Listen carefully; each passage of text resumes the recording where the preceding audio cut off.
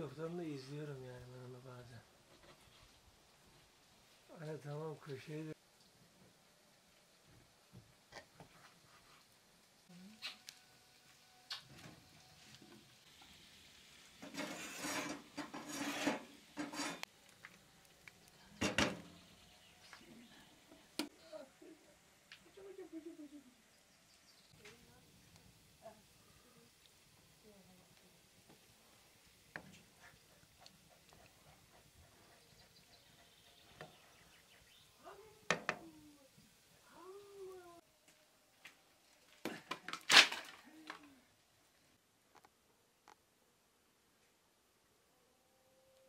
Ama insan şu çatının pervazında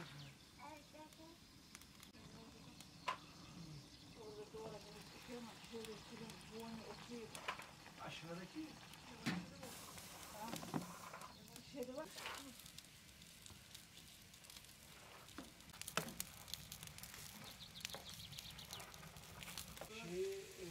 plakaları takip edersene de.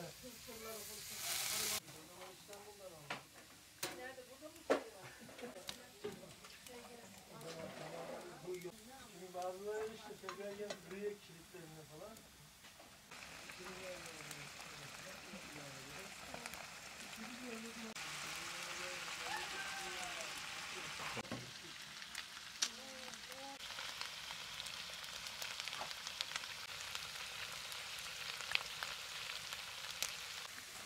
Bir tane adamı da tanımıyorum. Herhalde benim de sevdiği yapsa tanımıyorum. Ne adamı istiyor? Hani 3 kat sürdüreceğiz. Sökmeyi dedi park ettim. Bir iyiler bildiğine bir park ettikleri. 3-4 yıl millet var.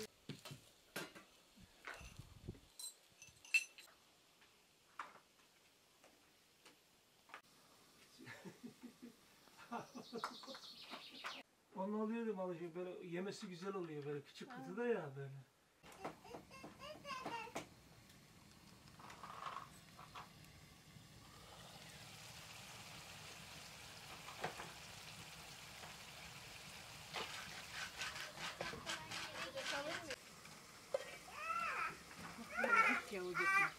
Ben öyle yapmadım.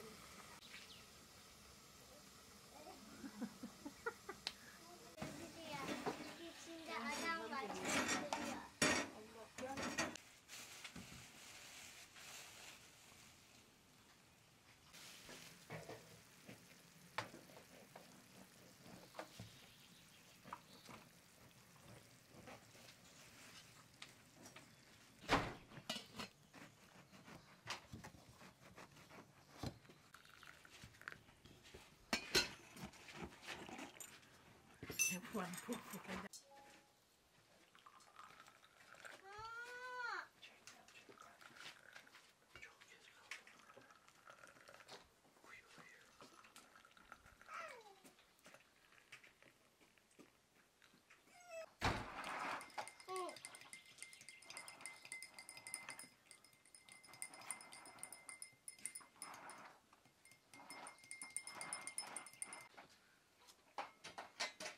Git biraz öteye yağmur.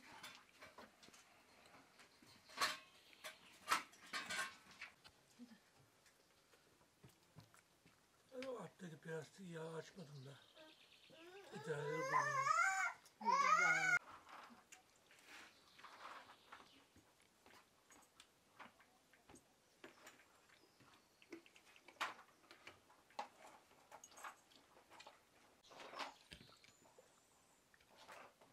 Şimdi çay bu saat şunu diş çekti değil mi?